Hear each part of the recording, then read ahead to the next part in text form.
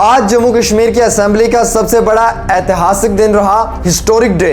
आज जम्मू कश्मीर की असेंबली में आर्टिकल 370 के रेजोल्यूशन को पास कर दिया मेजॉरिटी के साथ।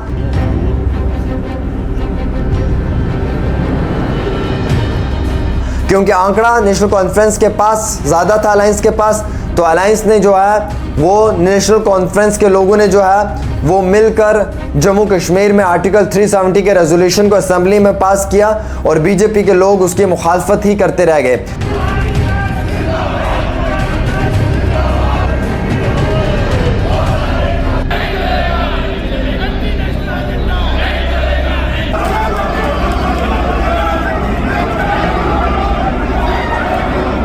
मुखालफिन जो मुखालफत कर रहे थे भारतीय जनता पार्टी के लोग एक समय में फ्रस्ट्रेशन में आए तो सुरजीत सिंह सलाथिया ने जय श्री राम के नारे लगाना जम्मू कश्मीर की असेंबली में शुरू कर दिया। उसके बाद ये भी कहा कि पाकिस्तान का एजेंडा नहीं चलेगा, लेकिन मुझे ये समझ नहीं आती है कि 370 जम्मू कश्मीर के लोगों का एक राइट है, 370 जम्मू कश्मीर की कल्चर आइडेंटिटी का एक राइट है, तो उसमें पाकिस्तान का एजेंडा कहां से आ गया, तो उसमें पाकिस्तान का डायलॉग कहां से आ गया। हालांकि जो जम्मू कश्मीर के डिप्टी चीफ मिनिस्टर हैं वो भी एक हिंदू फेस है, सुरेंद्र चौधरी, उन्होंने आज ये टेबल पे रखा रेजोल्यूशन और उन्होंने पढ़कर सुनाया हाउस में कि जम्मू कश्मीर के जो आम शहरी हैं, जो जम्मू कश्मीर की असेंबली है वो ये चाहती है कि जम्मू कश्मीर को स्पेशल स्टेटस वापस लौटा दिया जाए, रिस्टोरेशन ऑफ स्पेशल स्टेटस होना चाहिए जम्मू कश्मीर के अंदर। और इतना ही नहीं बल्कि जो स्पेशल गारंटीज है जम्मू कश्मीर की वो भी जम्मू कश्मीर को वापस दी जानी चाहिए। हालांकि उन्होंने ये भी कहा कि मरकजी हुकूमत जो है, गवर्नमेंट ऑफ इंडिया जो है, उसे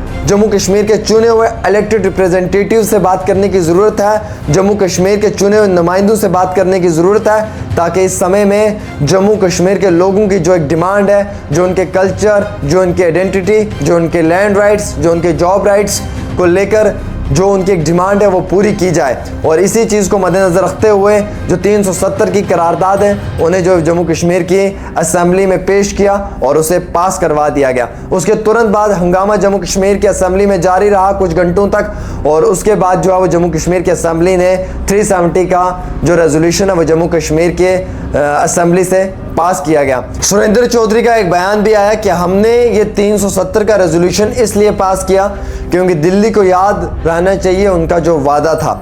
नेशनल कॉन्फ्रेंस को अपना वादा याद था, अपने मैनिफेस्टो के मुताबिक उन्होंने अपने वादे को याद रखते हुए आज ये रेजोल्यूशन जम्मू कश्मीर की असेंबली में पेश कर दिया। मोहम्मद यूसुफ तारिगामी साहब ने भी कहा कि एक हिस्टोरिक स्टेप लिया है जम्मू कश्मीर की असेंबली ने, क्योंकि जम्मू कश्मीर के लोगों का ये अधिकार बनता था। सलमान सागर ने भी यही स्टेटमेंट जारी किया जो जम्मू कश्मीर नेशनल कॉन्फ्रेंस के विधायक हैं, और इसी के साथ साथ अपोजिशन के लोगों ने भी जमकर इस पर हल्ला बोला। लेकिन किसी हद तक जो है वो अपोजिशन के नेताओं ने ये ज़रूर कहा कि ये 370 अब वापस नहीं आ सकता है, लेकिन जम्मू कश्मीर के पॉलिटिकल पार्टी के जो रीजनल लोग हैं उनकी जानिब से ये माना जा रहा है कि सियासी लड़ाई लड़कर जम्मू कश्मीर को एक बारी फिर से 370 वापस दिलवाया जा सकता है। 370 की लड़ाई जम्मू कश्मीर की असेंबली में शुरू हो चुकी है। आज तीसरे रोज़ ही बहुत बड़ा हंगामा भी जम्मू कश्मीर की असेंबली में नजर आया। ताहम सूरत हाल को मद्देनजर रखते हुए असेंबली से सभी जितने भी MLAs थे वो मूव ऑन कर गए और बाद में बीजेपी के लोगों ने